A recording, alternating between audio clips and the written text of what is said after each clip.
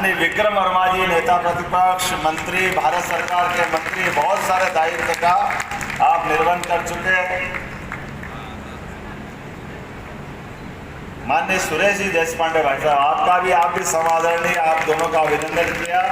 मैं अपने आप को गौरवान्वित महसूस करता हूँ। माननीय सूर्यकांत जी के लिए भी जोरदार अभिनंदन करें। माननीय सूर्यकांत जी, ऐसा हो रहा 3 दिन में 3 बार मुलाकात हो गई। रोज ही सूर्यकांत जी भाई साहब से साथ परिषद के माननीय शालिग्राम जी को लेकर के कार्यक्रम हुआ, उसमें आपकी मुलाकात हुई। फिर आप अपने मंच को लेकर के कुछ काम बताने आए। आज भी आपकी ऊर्जा को देख के नमन करता हूँ। आप अपनी जीवटता से अलग ही एक आभा बिखेरते। मैं आपका वंदन करता हूँ, अभिनंदन करता हूँ। माननीय अशोक पांडे जी, पूर्व अध्यक्ष MPPSC और माननीय मध्य भारत के आप संचालक भी, माननीय संचालक जी आपका अभिनंदन। माननीय अजय बिश्नोई जी, पूर्व मंत्री वर्तमान वरिष्ठ विधायक अजय बिश्नोई जी, तुलसीराम सिलावट जी, ये नहीं मालूम था तुलसी भैया हमको, लेकिन ये आपका भी वंदन अभिनंदन है। आप भी मीसाबंदी के इस मंच पर विराजमान हैं। तपन जी, आपकी तो आभा ही अलग है। तपन जी बहुत सारे दायित्वों का निर्वहन करते हुए सारे काम को जीवित रखते हैं। माननीय सुरेंद्र द्विवेदी जी, महामंत्री मीसाबंदी, माननीय संतोष शर्मा जी, राष्ट्रीय अध्यक्ष, कोषाध्यक्ष है राष्ट्र। हम सब जानते कि पूरे तौर पे मेरे पूर्व वक्ताओं ने सारी बात कर दी और आपातकाल को लेके दुनिया जानती। कांग्रेस की भूमिका, कांग्रेस के लोगों का व्यवहार, इंदिरा गांधी का उस समय का आचरण, और जैसे मैंने प्रारंभ में बात छेड़ी कि आज नरेंद्र मोदी जी की सरकार दुनिया में भारत को गौरवान्वित कर रही तीसरी बार, तो इसमें सबसे बड़ा योगदान किनका? इसमें आपका योगदान है सबसे बड़ा, जिन्होंने वो आपातकाल के काले काल के प्रश्नों को मिटा करके सच्चे अर्थों में लोकतंत्र को पुनर्स्थापित कर दिया। हम केवल कल्पना करें कि वो 75 का आपातकाल, वही कारण से आपका संघर्ष नहीं होता तो कितने साल हुए थे आजाद हुए को देश को? 20 साल तो हुए ही थे। आज पाकिस्तान की हालत क्या है?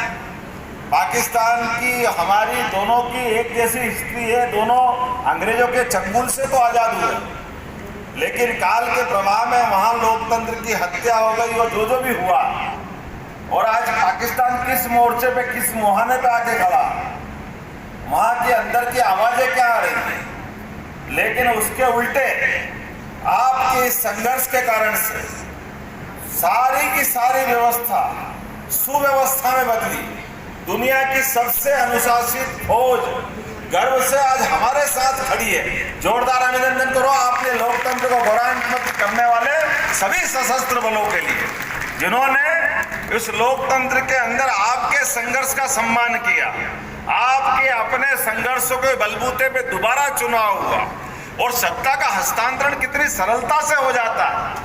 ये सत्ता का हस्तांतरण सरलता से करने में सबसे बड़ी ताकत अगर है तो ये हमारे उस समय लोकतंत्र के संघर्ष की है। दुनिया भी जानती है। अरे यही तो कारण है आज दुनिया का सबसे बड़ा लोकतंत्र अपनी अनुसूचित जाति की बहन को राष्ट्रपति जैसे पद पे देख करके गौरवान्वित होता है। ये सबसे बड़ा कारण है। तो ये हमारे उस संघर्ष के ऐसे कई उदाहरण भर पड़े।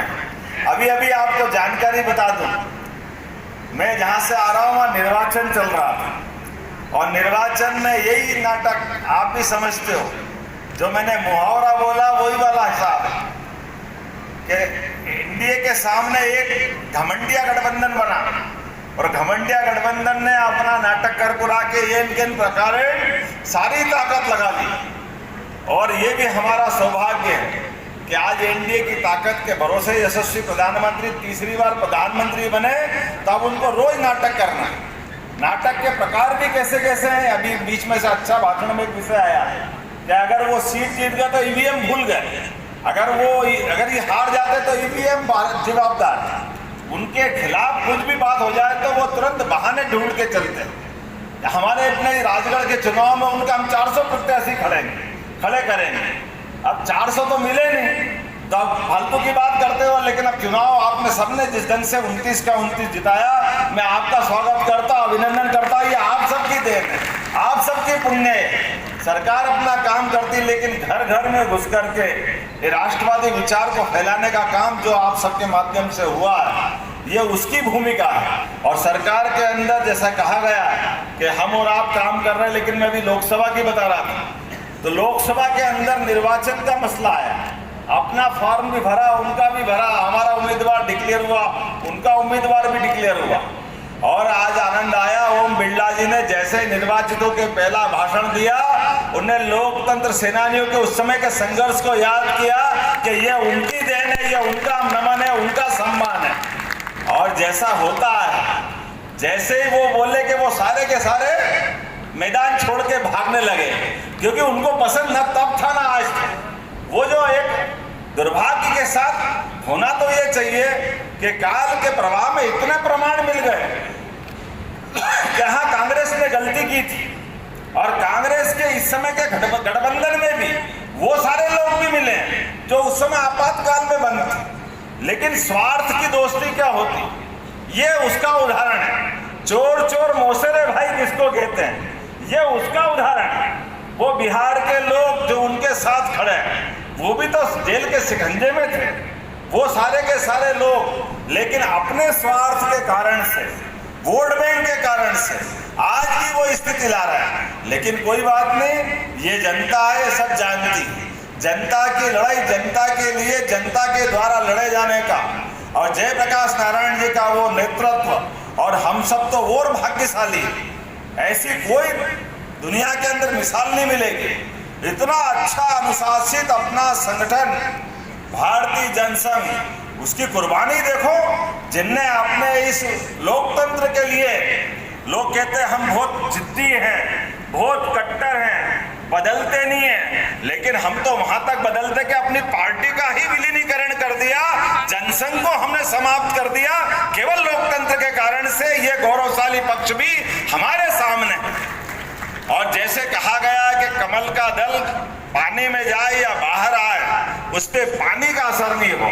हमने भले ही विलीनीकरण कर दिया, लेकिन जिन मुद्दों को लेकर हम लड़े थे, जिन विषयों को लेकर हम आगे बढ़े थे, उनके साथ भी रहे तब भी, उनके खिलाफ रहे तब भी, या उसके बाद भी आज तक भारतीय जनता पार्टी बनकर के जिन जिन मुद्दों को लेकर हमने राजनीतिक यात्रा की थी, सरकारें बनाने के बाद हमारा सपना क्या होना चाहिए, तो एक बार फिर अब अभिनंदन करें माननीय नरेंद्र मोदी जी का, जिनके सामने आप सब लोकतंत्र सेनानियों ने जो लंबा संघर्ष किया था, वो परिणाम हमारे सामने आ रहे हैं। वो सारे के सारे धारा 370, 3 तलाक, सुशासन, सुचिता, लोकतंत्र के अंदर हमारा आचरण, जो व्यवहार, कितने प्रकार से बात करें, किसी भी इतने बड़े देश के, इतनी विविधता वाले देश के सामने 10 साल की अवधि बहुत छोटी सी होती, कोई हिसाब नहीं लगाते उसे।